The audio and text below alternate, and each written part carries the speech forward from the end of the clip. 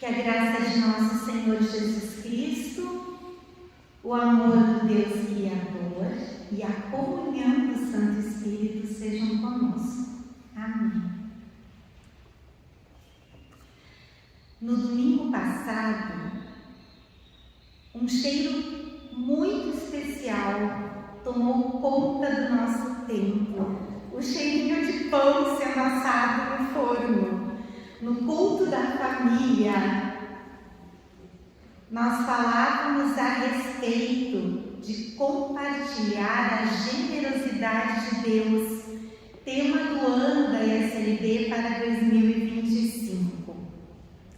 E quando o pão foi saboreado, ao final do culto, juntamente com outros quitutes que as pessoas haviam trazido para a igreja, então nós também constatamos com muita alegria que além do cheiro, o gosto do pão estava muito bom. Hoje nós temos novamente um perfume realmente especial no ambiente, o de lavanda. A lavanda é uma flor muito bonita, lilás, da cor litúrgica da Quaresma. Um campo de lavanda é uma imagem inesquecível. Em Gramado, nós podemos visitar um jardim de lavanda. E aqui na Faculdade Zeste, em São Leopoldo, a estátua da Catarina Fombora também está cercada por lavandas. Catarina foi uma das mulheres atuantes na reforma luterana do século XVI. Com lavandas se produzem óleos essenciais, sorvetes, biscoitos, sabonetes, perfumes, cremes e até mesmo produtos de limpeza. A lavanda foi uma planta utilizada já no tempo bíblico para perfumar roupas, a água do banho, que acontecia de forma diferente do que o nosso hoje, né? Roupas, água do banho, e também era utilizada para a unção de pessoas. O perfume da lavanda é mencionado entre os textos mais significativos da caminhada de Jesus da Galileia a Jerusalém, a qual nós temos acompanhado ao longo de todo esse período de Quaresma. Há 2000 anos, a lavanda era conhecida como nardo. Maria de Betânia ungiu os pés de Jesus com perfume puro de nardo ou de lavanda, o que indica a sua qualidade. E depois enxugou os seus pés com o seu cabelo e toda a casa ficou perfumada. Eu devo essa informação à teóloga Maria Soave, que nasceu na Itália e leva em sua memória afetiva o perfume dos campos de nardo ou de lavanda da sua terra natal. Convido a ouvirmos o testemunho bíblico segundo o Evangelho de João 12, para isso coloquemos em pé. 6 dias antes da Páscoa, Jesus foi ao povoado de Betânia, onde morava Lázaro, a quem ele tinha ressuscitado. Prepararam ali um jantar para Jesus. Marta ajudava a servir e Lázaro era um dos que estavam à mesa com ele. Então Maria pegou um frasco cheio de perfume muito caro, feito de nardo puro. Ela derramou o perfume nos pés de Jesus e os enxugou com seus cabelos, e toda a casa ficou perfumada. Mas Judas Iscariotes, o discípulo que ia trair Jesus, disse: este perfume vale mais de 300 moedas de prata. Por que não foi vendido e o dinheiro dado aos pobres? Judas disse isso não porque tivesse pena dos pobres, mas porque era ladrão. Ele tomava conta da bolsa de dinheiro e costumava tirar do que punham nela. Então Jesus respondeu: deixe Maria em paz, que ela guarde isso para o dia do meu sepultamento. Os pobres estarão sempre com vocês, mas eu não estarei sempre com vocês. Bem-aventuradas as pessoas que ouvem essa palavra e aguardam em seu coração. Amém. Convido a sentar-se.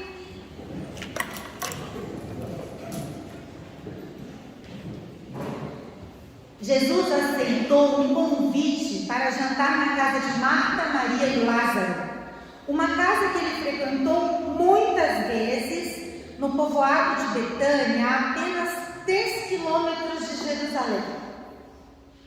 Há 2 relatos preciosos a esse respeito. O primeiro deles, quando em uma visita, Marta recebeu Jesus e o grupo de discípulos mais próximo em sua casa, contrapondo a lógica vigente naquela época da referência masculina ao pertencimento da casa e à condução da família. Marta recebeu Jesus em sua casa. E Maria, sua irmã, a mesma Maria do texto que nós ouvimos hoje, ela sentou-se aos pés de Jesus naquela ocasião e pôs-se a ouvi-lo. A segunda referência a essa casa e a essa família nós encontramos em João no capítulo 11, no relato anterior ao nosso texto, quando as irmãs Marta e Maria mandaram dizer a Jesus que o Lázaro, seu irmão, estava doente. Jesus já vinha sendo perseguido e os discípulos não queriam que ele fosse até Betânia ao encontro de Lázaro, porque, segundo o evangelista João, os judeus de lá queriam apedrejá-lo. Mas Jesus foi, Lázaro já havia falecido entre mentes, e ele o ressuscitou, e por isso ainda mais pessoas estavam seguindo e aumentou o conflito com a liderança judaica. Antes que Jesus trouxesse Lázaro efetivamente de volta à vida, Marta fez uma confissão de fé muito profunda quando disse: eu creio que o Senhor é o Messias, o Filho de Deus, que devia vir ao mundo. Pouco tempo depois, 6 dias antes da Páscoa judaica, durante uma refeição na mesma casa, Maria derramou perfume de lavanda sobre os pés de Jesus. Maria tomou esta iniciativa. Ela decidiu sobre o destino desse perfume, que equivalia a quase 1 ano de trabalho de uma pessoa diarista. Ela encontrou uma forma gestual de fazer a sua confissão de fé em Jesus como Filho de Deus. Com o seu gesto, Maria não chamou a atenção para si mesma, mas para Cristo. Sua ação tem cheiro de nardo, de lavanda, mas tem cheiro muito mais de compromisso com o Filho de Deus, de confissão de fé, de gratidão por tudo o que ela já havia recebido de Jesus. É fé, gente, que se torna atitude. Diante de todos os acontecimentos mencionados, do anúncio que o próprio Jesus vinha fazendo da sua morte, da perseguição que ele sofria, Maria ungiu os pés de Jesus, preparando para o seu sepultamento. Ainda na Sexta-feira Santa, Nicodemos usou uma mistura de aloés e mirra para perfumar os lençóis com os quais ele e o José de Arimateia envolveram o corpo de Jesus. Maria Madalena e as outras mulheres também levaram perfumes para pôr sobre o seu corpo na sepultura. Essa prática era comum entre os judeus ao sepultar os seus mortos. Maria, nesse momento, não hesita em oferecer a Jesus o que ela tem de mais valioso em sua casa, equivalente ao sustento de quase um ano de vida, o perfume da lavanda. Ela já está vivendo a paixão de Cristo, reverenciando Jesus enquanto ele estava vivo. E toda a casa ficou perfumada, registra o texto bíblico. Em contrapartida, a atitude de Judas cheira mal. Aliás, nós costumamos usar uma expressão com alguma frequência que traz essa conotação. Nós dizemos, isso não me cheira bem. Não é assim? Significa, aí tem falcatrua. Ou tem alguma estratégia do mal. Ou parece desonesto. Esconde intenções dissimuladas. Judas estava entre o grupo mais próximo que acompanhava Jesus, mas a sua fé era incoerente. Sua crítica foi desmascarada na própria explicação do texto bíblico, quando o texto nos conta que o Judas era o tesoureiro do grupo e costumava ser desonesto. Preferia que o perfume fosse revertido em dinheiro, doado para a caixa comum, que supria as necessidades do grupo e que ele pudesse então tomar parte do valor. As atitudes do Judas cheiram mal. Como cheiram mal todas as atitudes semelhantes da nossa atualidade. A atitude de Judas se contrapõe à de Maria. Era bem fácil criticar uma mulher à época, mesmo em público, porque na sociedade de então ela tinha pouco valor. A palavra final de Jesus validou a ação de Maria. Ele fez referência a uma citação que se encontra no livro de Deuteronômio, no capítulo 15, versículo 11, e que diz assim: sempre haverá pobres e necessitados no meio do povo, e por isso eu ordeno que vocês sejam generosos com todos eles.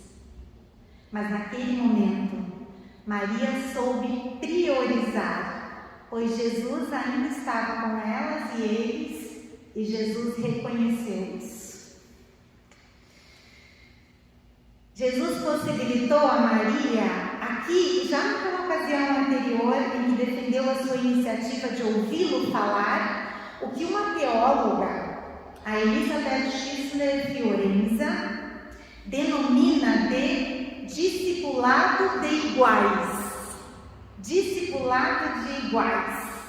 Segundo ela, igual oportunidade de homens e mulheres de seguirem como discípulos e discípulas os passos de Jesus.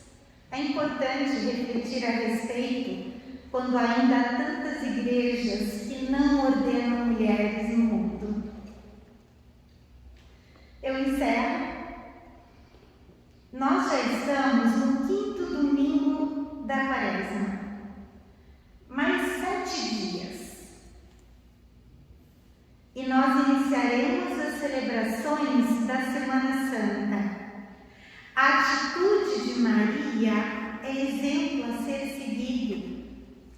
Oferecer o melhor que nós temos a Deus em gratidão por tudo o que Ele nos concede. Jesus não está mais fisicamente entre nós, mas como Ele bem lembrou, sempre haverá pobres e necessitados. Sejamos generosos e generosas para com eles e elas e façamos mais ainda, por meio dos nossos dons, porque quando fazemos algo para alguém que necessita, necessita da nossa ação ou do nosso recurso, nós o fazemos para o próprio